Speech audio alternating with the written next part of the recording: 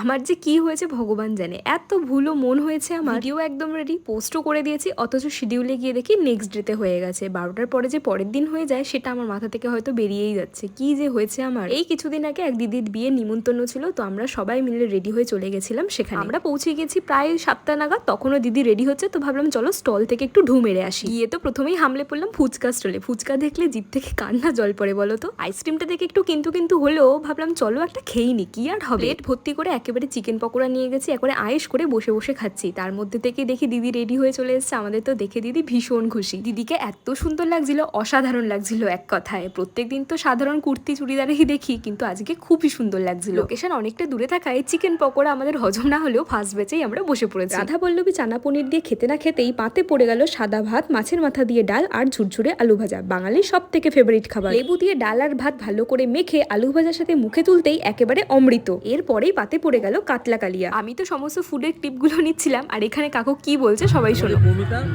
Simple গার্লের যে মানে ইয়েগুলো করে, ব্লগের যে ভিডিওগুলো করে, তার যে পিছনে যে সাউন্ডটা দেয়, সেখানে তখন দেখি কি আমি এই সিম্পল গার্ল, আমি এই করলাম ওই করলাম, এই রান্নাটা করলাম, আস্তে আস্তে কেটে নিলাম, এই বাড়িতে গিয়ে ওই খেলাম, তারপরে সবাই মেখে নিলাম। তারা কিন্তু আগে মেকআপ করে নিচ্ছি, করে খেয়ে দিয়ে বাড়ি চলে গেল। Simple girl by.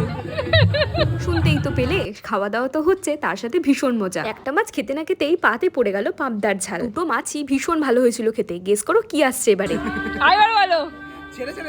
বুঝতেই পেরে গেছো, আজকে শোস্টপার মাটন কষা পাতে পড়ে গেল। যেমন সফট সেরকম জুসি, এত গরম ছিল আমি তো 2-3বার ফু দিয়ে তারপরে খেয়েছি। আমরা এত তাড়াহুড়ো করছিলাম, ফার্স্ট ব্যাচ তো দূরের কথা, আমরা বলছিলাম দাদা যা হয়েছে তাই দিয়ে দাও, কারণ আমাদের বাড়ি ফিরতে হবে। তবে সমস্ত রান্না ভীষণ ভালো হয়েছে, ভীষণ তৃপ্তি করে খেয়েছি। আমরা প্রত্যেক দিন একই ট্রেনে একই কামরায় যাতায়াত করছি, সবার সাথে এত ভালো বন্ডিং হয়ে গেছে, সবাই যেন আমরা একটা পরিবার। মাটনটা এত ভালো হয়েছিল, এত সফট ছিল, 2 পিস খেয়ে আমার ঠিক পোষায়নি, পরে আরো 2 পিস নিয়ে নিয়েছিলাম। তবে ভাত কিন্তু আমি অল্পই খেয়েছি, কারণ অত সকাল সকাল খাওয়া যায় না। শেষ পাতে চাটনি পাপড় সন্দেশ দিয়ে একেবারে জমিয়ে খেলাম। তবে রসগোল্লা ছিল, আমি রসগোল্লা খাইনি। এখানে দেখো অভিষেক দা কিভাবে খাচ্ছে। খাওয়া দাওয়া শেষ করে আমরা তো বাড়ি ফিরছি, আর এখন দেখো বর সবে ঢুকলো। যাই হোক, জামাইবাবুর সাথে দেখা তো হলো।